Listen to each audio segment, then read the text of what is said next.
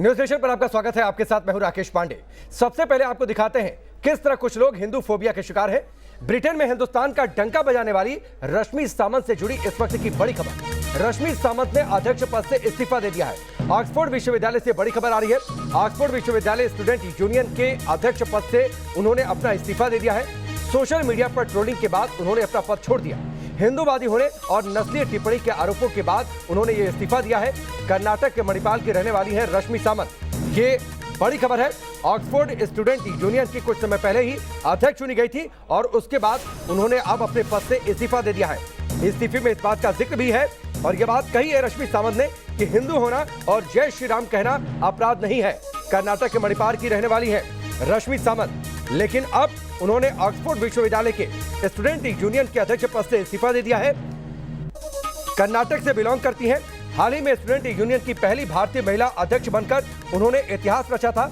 अपनी हिंदू पहचान और उपनिवेशवाद विरोधी विचारों को लेकर लगातार वो सक्रिय रहती हैं, लेकिन जब ट्रोल हुई, उन पर टिप्पणियां की गई तो उन्होंने अपने पद से इस्तीफा दे दिया और ये कहा कि हिंदू होना और जय श्री राम कहना अपराध नहीं। 7 समंदर पार भी हिंदू फोबिया से कट्टरपंथी डरे हुए हैं। यहां तक कि ब्रिटेन की जानी मानी ऑक्सफोर्ड विश्वविद्यालय भी इससे अछूती रही। हिंदुस्तान की एक बेटी ने ऑक्सफोर्ड यूनिवर्सिटी में जीत का शंखनाद किया तो ट्रोलर्स पुराने पोस्ट को लेकर विरोध पर उतारू हो गए।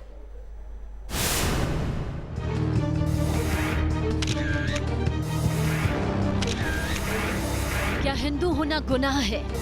क्या जय श्री राम लिखना अपराध है? क्या अपनी संस्कृति पर अभिमान गुनाह है? ऑक्सफोर्ड यूनिवर्सिटी में हिंदू फोबिया। 7 समंदर पार हिंदुस्तान का डंका बजाने वाली बेटी ने सोशल मीडिया में उठ रहे सवालों और घेरेबंदी के बाद इस्तीफा देने में भी देर नहीं लगाई। महज 3 हफ्ते पहले ही हिंदुस्तान की बेटी रश्मि सावंत ने ब्रिटेन में भारत का परचम लहराया था।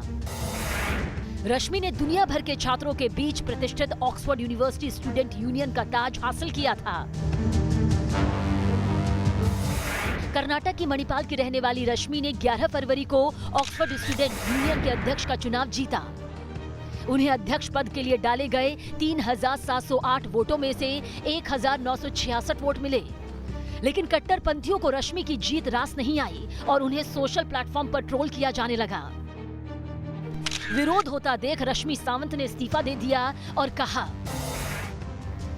मुझे ये लिखते हुए बहुत दुख हो रहा है कि मैंने छात्र समुदाय का भरोसा खो दिया है, जिन्होंने मुझे वोट दिया था और मेरे घोषणा पत्र में विश्वास जताया था। मैं सभी छात्रों से माफी मांगती हूँ जो मेरी टिप्पणी या किसी गतिविधि से आहत हुए हैं और मैं फिर से आपका भरोसा जीतना चाहती हूँ। दरअसल रश्मि सावंत की जीत के बाद उनके कुछ पुराने सोशल मीडिया पोस्ट सामने आए, जिसे कई छात्रों ने नस्ली और असंवेदनशील बताया।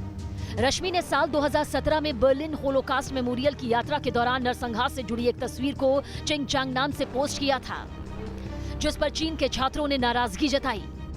वहीं छात्र संघ अध्यक्षीय डिबेट में उन्होंने केप कॉलोनी के नेता सेलिल रॉड्स और अडोल्फ हिटलर के बीच में तुलना की थी। सोशल मीडिया पर रश्मि को नस्लवादी, यहूदी विरोधी, इस्लामोफोबिक, ट्रांसफोबिक बताने की कोशिश की गई। यहाँ तक कि उनके हिंदू होने को लेकर भी निशाना साधा गया। ट्रोलर्स को जवाब देते हुए रश्मि ने कहा, हिंदू होना मुझे किसी भी तरह से असहिष्णु और ऑक्सफोर्ड यूनिवर्सिटी प्रेसिडेंट के लिए अयोग्य नहीं बनाता, बल्कि हिंदू होने से मैं मूल्यों को वास्तविक अर्थ में समझती हूँ। हालांकि विकसित दुनिया की उलझनों से मेरा संपर्क सीमित है। मैंने अपने कदम वापस खींचे क्योंकि मेरे संस्कारों ने मुझे संवेदनशील होना सिखाया है। भले ही ट्रोलर्स के विरोध पर उन्होंने अध्यक्ष पद छोड़ा हो, लेकिन झूठ और अन्याय के खिलाफ उनकी जंग जारी है। Team news nation. यासिर हमारे साथ जुड़े हुए, सीधे उनका रुख करते हैं। यासिर, जिस तरीके से ये पूरी खबर सामने आई है, कर्नाटक से बिलोंग करती हैं रश्मि सावंत, ऑक्सफोर्ड विश्वविद्यालय में, और उनको इस तरीके से ट्विटर पर या दूसरे सोशल मीडिया प्लेटफॉर्म पर निशाना लेना या फिर निशाना बनाना, इसको कैसे लिया जाए?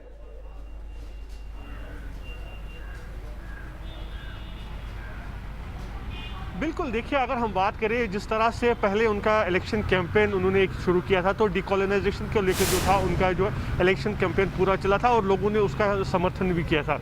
लेकिन फिर कुछ लोगों ने जो ऑक्सफोर्ड में मौजूद थे, कुछ प्रोफेसर्स भी हैं वहाँ पे, कुछ एलुमनी के लोग भी हैं, उन सबों ने जो है रश्मि के पुराने सोशल मीडिया पोस्ट को बाहर निकाला, उनके घर वालों का एक फ़ोटो जो है उसको बाहर निकाला जिसमें जय श्री राम लिखा था, और उसको लेकर टिप्पणियाँ शुरू की और एक कैंपेन चलाया गया कि रश्मि सावंत को इस पोस्ट से हटाया जाए। हालांकि उन्होंने सफाई में ये कहा कि ये पोस्ट काफ़ी पहले के है और अगर उन्होंने किसी भी कम्युनिटी को किया है तो वो उसके लिए माफ़ी भी मांगती है, लेकिन इसके बावजूद भी जो कैंपेन रश्मि के खिलाफ चलाया गया उसको रोका नहीं गया, लोग उसको आगे ही चलाते ले गए और फिर जो है उनके धर्म को लेकर भी टिप्पणी करनी शुरू की गई, जिसके बाद जो है रश्मि ने इस्तीफ़ा दे दिया और कहा कि वो नहीं चाहती है कि जो ऑक्सफोर्ड स्टूडेंट्स यूनियन है वो इस तरह से काम करे, ऐसे में वो जो है इस्तीफ़ा दे रही है। तो साफ तौर पर पता चल रहा है कि भारत हो या फिर ब्रिटेन हो, नहीं, लेकिन अगर कोई अपनी धार्मिक भावनाओं का इजहार करता है तो ये बात उससे नस्ली आरोप लगा दिया जाए, ये कहां तक सही है?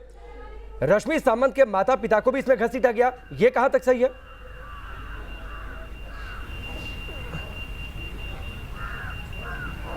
बिल्कुल वही मैं कह रहा हूँ, ये एक साजिश के तहत ये प्रोपेगेंडा चलाया जा रहा है। तो पहले अगर हम देखें किस तरह से उनको वोट्स मिले थे, उनको 50% से ज़्यादा वोट्स मिले थे, तब किसी ने कुछ कहा नहीं था, लेकिन फिर इसको पूरे धार्मिक रूप दिया गया, एक साजिश के तहत ये प्रोपेगेंडा चलाया, कैंपेन चलाया गया, न केवल इंग्लैंड में बल्कि इंडिया से भी जो है पोस्ट किए गए, ट्वीट्स किए गए और जिस तरह की टिप्पणी की गई उससे कहीं ना कहीं जो है रश्मि और उसके परिवार वाले भी जो है वो काफ़ी नाराज़ है, क्योंकि जिस तरह उनका नाम लाया गया इस पूरे कैंपेन में। और यही वजह है कि हमने देखा कि रश्मि ने बोला कि वो नहीं चाहती है कि उसकी वजह से उनके घर वालों का नाम इस तरह से बदनाम किया जाए, लिहाजा वो इस्तीफा दे रही है। हालांकि उन्होंने कहा कि अगर उनकी वजह से कोई नाराज हुआ है तो वो माफी भी मांगती है और एक पोस्ट काफी पुराने थे, तो साफ है ये एक साजिश के तहत चलाया जा रहा है। ठीक है, चलिए यासिर, आप अभी के लिए आपका बहुत बहुत शुक्रिया हमसे जुड़ने के लिए, इस पूरी जानकारी के लिए।